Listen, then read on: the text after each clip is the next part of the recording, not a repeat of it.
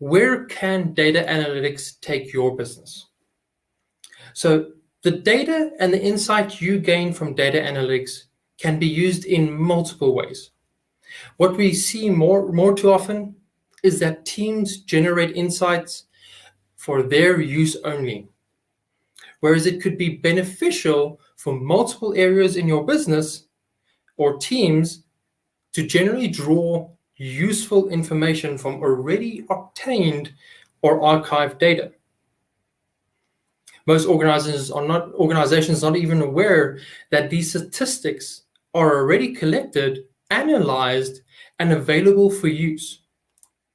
What we've found more and more are teams and departments that are shared on these general informations benefit through productivity, shared understanding, and can collaborate on the data and its outcome to promote more growth within an organization.